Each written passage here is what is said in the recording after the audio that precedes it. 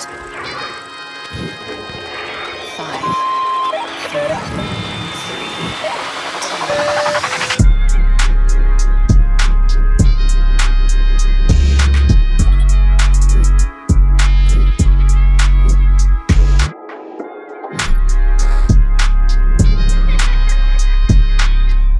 Hey guys, welcome back to Beats and Bits. This is episode 3.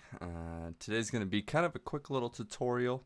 Wanted to just show some tips and tricks on how to make some 808s and how to make them kind of with stock Ableton plugins.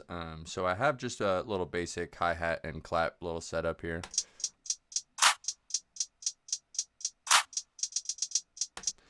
Nothing too fancy, just to give a little idea. So what I'm going to use, now this is when I don't have either access to my splice or any of my samples that I have, you know, all your different 808s from other producers, that I'll use honestly the same tactics as this, but this is kind of worst case scenario, or if you just want to make your own sound and kind of have it be unique, this is what I would do using kind of stock Ableton plugins. So this is just the wavetable. You can kind of find it over here in instruments and just wavetable. Here, I'll just start it over. So you just click that. This is kind of your wave shape selector, sine, saw, square, and kind of a blend in between of them. Most 808s are going to be kind of from a sine wave. It's the same sound that you hear to like people bleeping out cuss words and stuff on the radio. Whoop, that's not high enough. So that's the wavetable you'll use. Then you just kind of draw on a super simple pattern. This is just more to get the idea.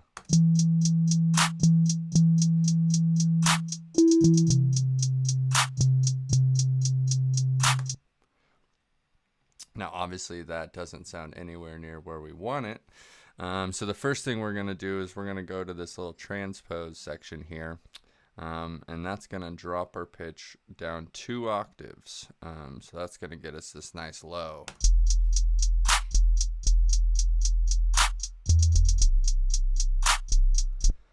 Already a little better. I want to tighten it up a little. So this is kind of going to be your envelope, your attack, release, decay, etc. So I'm just going to shorten this release up just a tiny bit, and then I'm also going to delay or slow down the attack a bit so I can let the kick still stick through when we layer that in, because that's always a tough thing to do, is to kind of layer your kicks and your snares, or excuse me, kicks in your 808s. So we're going to slow that attack down just ever so slightly. Not going to hear a ton of difference here. So now we want to add some like character to it. I have a lot of my favorites set up, but I'll go through the standard way to do it. So I'm just going to go to audio effects, and I'm going to add some distortion through the overdrive. This is all kind of personal taste. It's just however fits the song that you're making. So just come in here and kind of start messing around with some of these presets.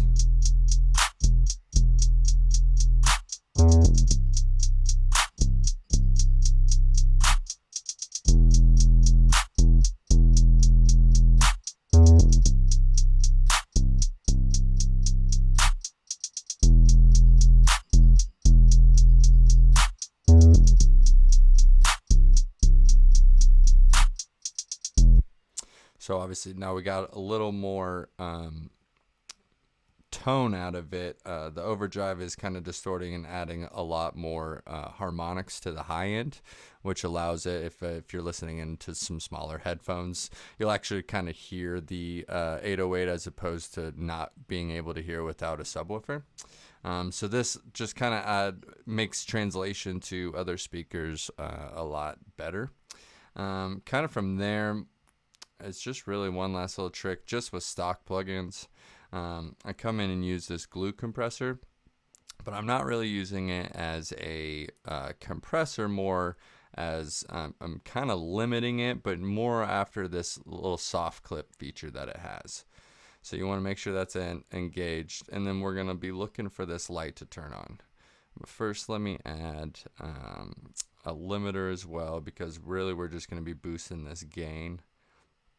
I don't want a gain increase, I just want to feel like it's increased. So this is one little kind of trick that you can do to do that. Again, we're just looking for this light to turn on.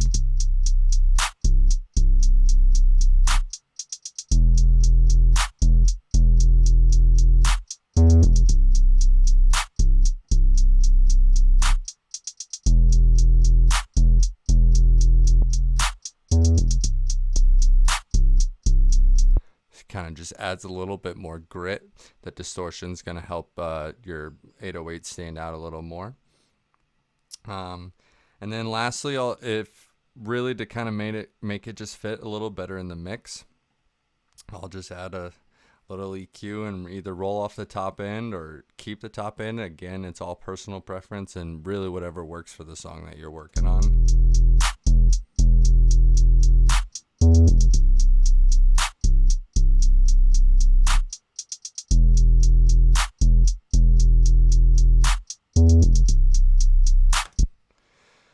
So that's kind of the first way to really make your 808 stand out. Now let's come in here and make it more punchy, and the best way to do that is to layer your kick with it. So we're just going to come in here, grab a basic simpler. I'm going to take the same pattern from my 808 and drop it down. Now I have all my samples set to C3 as the standard pitch.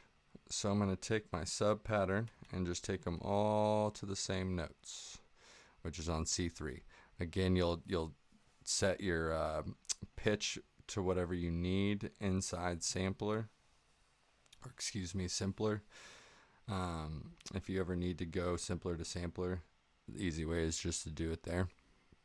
So let's go grab a quick kick. I'll just grab one of my BWBs, drag that in there. See right here, root C3.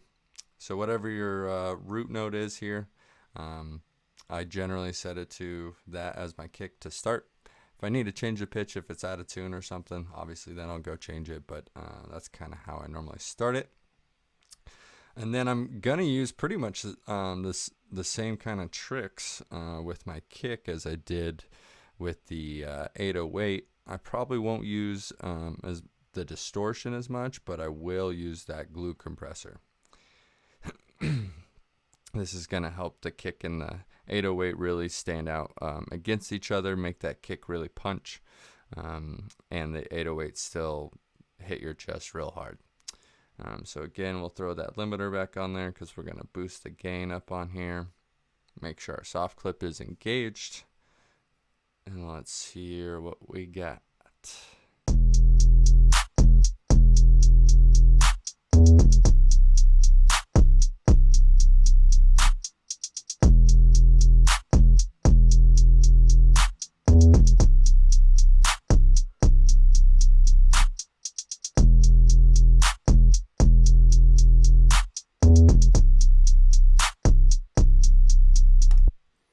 So without it.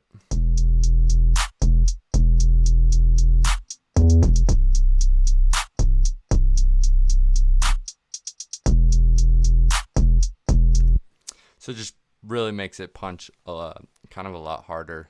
That extra little distortion just makes the kick stand out, makes it be clear in the mix, especially when you're not just dealing with a kick, hi-hat, clap in an 808. So those are just a couple of quick little tips that I like to use using basic Ableton plugins. Now, if you are lucky enough to have extras, one of my favorite things to add on to the 808s to give it a even more little texture and tone and just something different that you won't hear is I'll add this virtual tape machine. And then with that, this is just a emulator.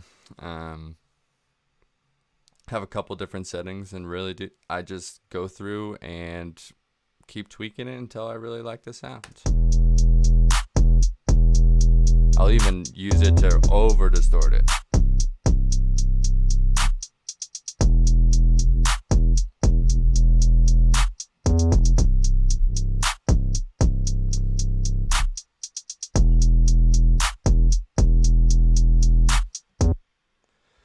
So that gives it just some nice fun characteristics. I'll use this on a lot of different sounds, from basses to lead vocals to guitars. It just adds a nice little characteristic to it. So that's pretty much it for those quick little tricks. Please comment below if you guys have any questions, you want me to run through anything else. I figured we'd make it a little shorter episode this week, since last week we kind of did a little 30-minute one. Thanks for watching all those as well. So again, please be sure to like and subscribe, and let me know if you guys have any other questions or concerns. I'm more than happy to ask or answer anything. And besides that, I hope you guys all have a great day.